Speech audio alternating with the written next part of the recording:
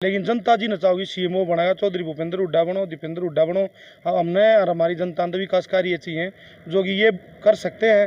3 महीने बाद हरियाणा में चौधरी भूपेंद्र सिंह हुड्डा सीएम होंगे, डॉक्टर रघुवीर सिंह कादन बड़े मंत्री होंगे। बेरी हल्का की नाम सुनने के अक्षर में विधानसभा में लिखा जाएगा। बिल्कुल खरा उतरेगी। जो भूपेंद्र हुड्डा कहते हैं वो करते हैं। पहले भी खरे उतरे हैं। पहले जो घोषणा की थी 16,000 करोड़ की तो बिजली माफ की थी उस टाइम, तो भूपेंद्र हुड्डा जो हैं जो कहते हैं वो करते हैं। जी बिल्कुल, जनता अपने हिसाब से जिस हिसाब जनता मुंह से बोलती है, जनता जनार्दन होती है। जनता ही चाहती है कि दीपेंद्र हुड्डा हरियाणा के मुख्यमंत्री बने। भूपेंद्र हुड्डा सीएम बनेंगे। सीएम बनते ही सबसे पहला 6,000 बुढ़ापा पेंशन, डीगल का कॉलेज और हरियाणा में रोजगार जो 1.25 लाख पद खाली पड़े हैं वो सारे पद पूरे करे जाएंगे। और बेरी में जो विकास कार्य रुक रहे हैं वो सारे पूरे करे जाएंगे। डॉक्टर साहब ने कितनी बार विधानसभा मुद्दे उठाए हैं। डीगल कॉलेज का भी डॉक्टर साहब ने 5 बार विधानसभा सत्र में मुद्दा उठा लिया, लेकिन सुनवाई नहीं होती। राम राम जी, मैं धनराज अहलावत आ चुका हूँ श्री बालाजी एसोसिएट पर। तो आइए करते हैं इनसे बातचीत, क्या प्रोग्राम रखा गया है और आज इकट्ठे होने का क्या कारण है। नमस्कार जी। नमस्कार। आपका शुभ नाम? राजेंद्र प्रधान कुलताना। राजेंद्र जी, जो 20 तारीख को क्या प्रोग्राम होने जा रहे हैं? 20 तारीख को दीपेंद्र जी आएंगे बेरी में और वर्कर मीटिंग रखी है। धन्यवादी दौरा है। तो दीपेंद्र हुड्डा की जीत की भी हम आपको बधाई देना चाहेंगे। इतनी वोटों से आप लोगों ने जिताया है। कहीं ना कहीं बेरी हलके का नाम तो दूर दूर तक गूंज चुका है कि बेरी हलके जितनी लीड तो शायद ही किसी हलके ने दी होगी दीपेंद्र हुड्डा को। हाँ, दूसरे नंबर पे है। पहले में कलोई, दूसरे पे बेरी। और आपका बधाई में बहुत बहुत धन्यवाद। क्या कारण हुआ, कैसे जीते?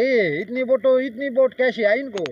फिर लोगों को पहली बार का भी पछतावा है क्योंकि जीता जाता हरा रखा है ये। और अब की बार लोगों में गुस्सा था कि भी दीपेंद्र कैसे आ रहा, तो उसका बदला लेने के लिए लोग जो है टाइट हो गए। नमस्कार जी। नमस्कार। आपका शुभ नाम? जयपाल। जयपाल जी। गाँव बता दे। रोड।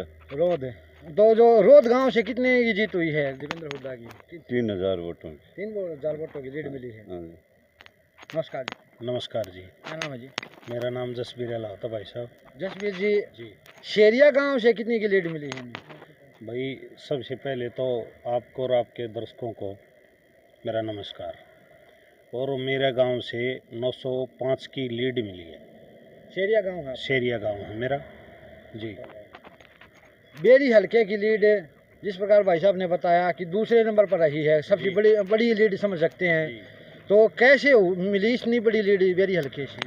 सबसे पहले तो मैं बताऊंगा डॉक्टर रघुवीर कादन जी ने जो मेहनत करी, मतलब जनसभाओं के करके और लोगों को जागरूक किया भाई ज़्यादा से ज़्यादा वोट डालो।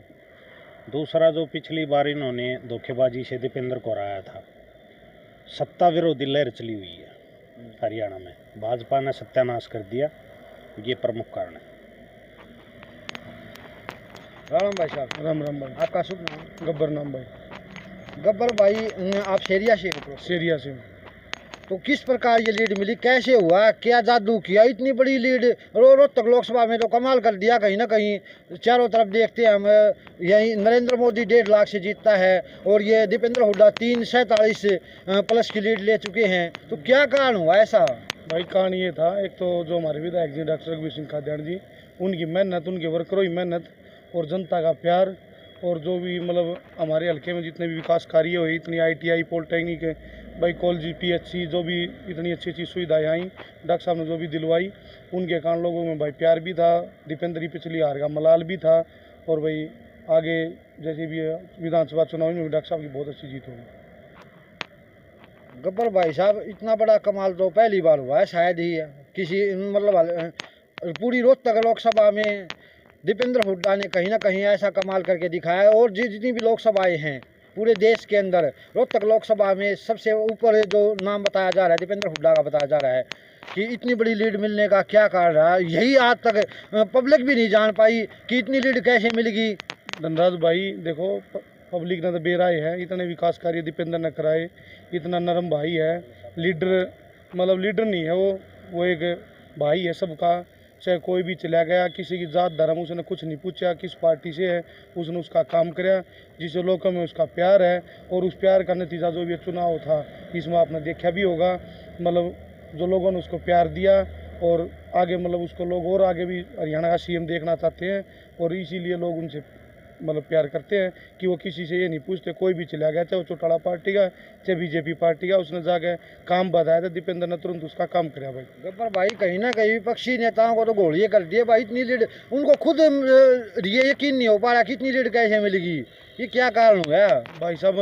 एक्चुअल बात की है, देखो वो तो दुनिया कुछ भी सोचा जाओ, यहाँ जो ये गढ़ है, जैसे लोगों ने भी कही थी गढ़ को तोड़ देंगे, भाई किसी नेता का नाम नहीं लेना चाहिए, लेकिन विपक्ष के नेता ने कही थी गढ़ बेरी का गढ़ को तोड़ देंगे, लेकिन भाई गढ़ नहीं, ये तो एक किला बन गया और ये किला डॉक्टर रघुवीर का मतलब हमेशा रहेगा।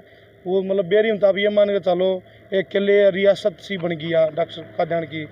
यहाँ बेरी में जब होगा वो तिरंगे में लपेट कर जाएंगे और उपचुनाव ही होगा बेरी की, तो आप बातें न भूल जाओ। और रोहतक में दीपेंद्र जो पिछली बार लोगों ने गलती कर दी थी, लोगों ने तो फिर भी जता दिया था, कुछ मतलब राजनीतिक षड्यंत्र के कारण वो हार गया था, उस कारण अब की बार लोगों ने इतना जता दिया कि ये राजनीतिक षड्यंत्र भी कितना ही कर लियो वो हार नहीं सकते। भाई साहब जैसे विधानसभा चुनाव नजदीक है, हाँ जी, जो लोकसभा में जो लहर बनी हो, क्या विधानसभा में यही लहर रहेगी? भाई साहब इससे दुगनी है, विधानसभा के तो मुद्दे अलग हैं।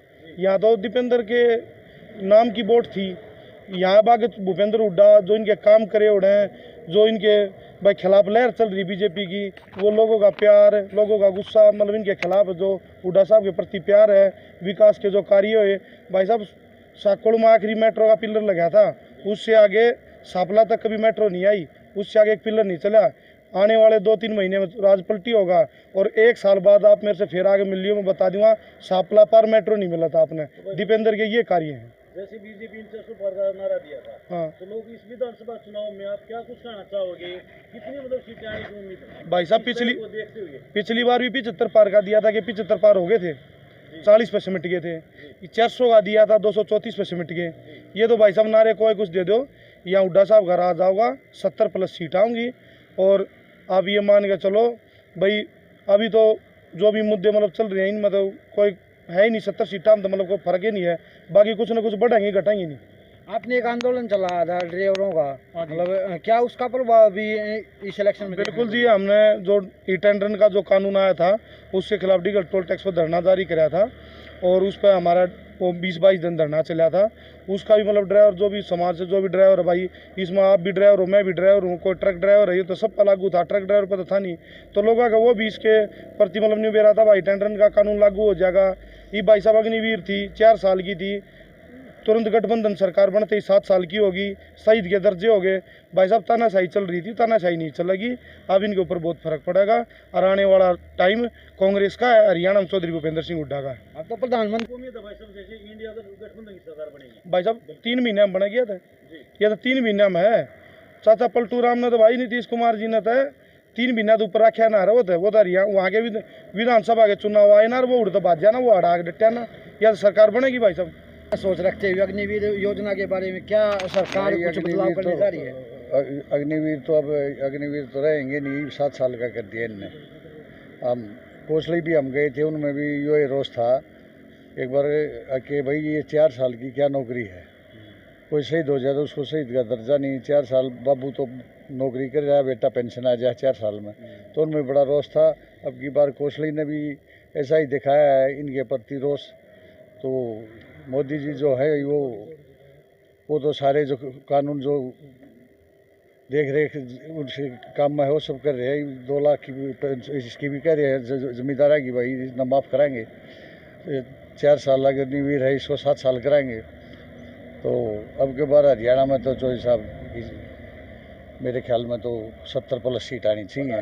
तो अभी विधानसभा में कितनी सीटें आने की उम्मीद बताइए? 70+ आनी चाहिए और आएंगी जिस हिसाब से दीपेंद्र हुड्डा को और अपना हरियाणा में कांग्रेस को जहाँ से लीड मिली उस हिसाब से तो आप किसी भी कॉन्स्टिट्यूंसी में जा लो, वहाँ पे इनके प्रति रोष है।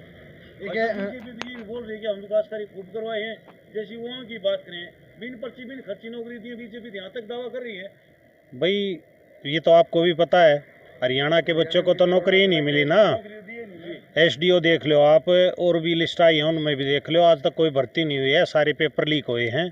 और अब भी कोर्ट ने डिसीजन दिया है ग्रुप डी वालों को CTET के लिए वो डिस्क्वालीफाई कर दिए हैं। मतलब ये जो दोनों कॉलेज बनेंगे, मांग उठी है 100% बनेंगे। 100%।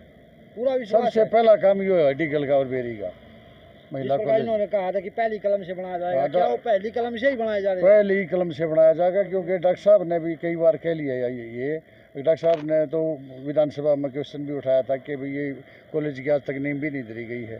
तो डॉक्टर साहब मुद्दा सबसे उठाया डॉक्टर साहब ने, तो क्या कारण हुआ, कहीं या मुद्दा दबा दिया गया, क्या बात हुई? मुद्दा दबा दिया गया, कोई काम तो करते नहीं। जो भी एमएलए अपोजिशन के होते हैं कोई क्वेश्चन लगाते हैं उनका जवाब कहीं ना तो कहीं इनके एक पास है विधायक ही की ना। बात को भी अनकानी की गई है। हाँ, अनकानी कर दी, अनकानी हो रही है जी। बेरी में आए थे, घोषणा करके थे, आज तक एक ईंट भी नहीं लगी, तो अनकानी है और क्या है। देखो, छुच्छवा दीपेंद्र हुड्डा ने छुच्छवास का बाईपास मंजूर कराया था 2013 में, और मत्तन गांव का कराया था, बेरी गांव का कराया था। छुच्छवास गांव की ज़मीन एक्वायरमेंट तक की बात हो गई थी, लेकिन बीजेपी सरकार ने आते ही उसको भी रोक दिया था। और मत्तन गांव जो हमारा बेरी हल्किया गांव है, जो कि इतना बड़ा गांव है, दलाल खाप का गांव है, उसके अंदर से इतना हैवी लोड ट्रैफिक आता है। तो इनकी मांग थी, डॉक्टर साहब ने विधानसभा में मुद्दा उठाया, दीपेंद्र ने पास करवाया, लेकिन बीजेपी सरकार ने आते ही सबसे पहले इनको खारिज कराया कि इनको जरूरत नहीं है। तो भाई साहब, आप ये कह रहे हो ना, बार बार पूछ दीपेंद्र से प्यार क्यों है, डॉक्टर साहब से प्यार क्यों है? प्यार इसलिए है, वो समाज की और हित की सोचते हैं। और इन्होंने भाई साहब तानाशाही करी, जो मुद्दे उन्होंने पूरे करे, वादे पूरे करे, जो भी कार्य करे, इन्होंने उनको खारिज कराया भाई साहब।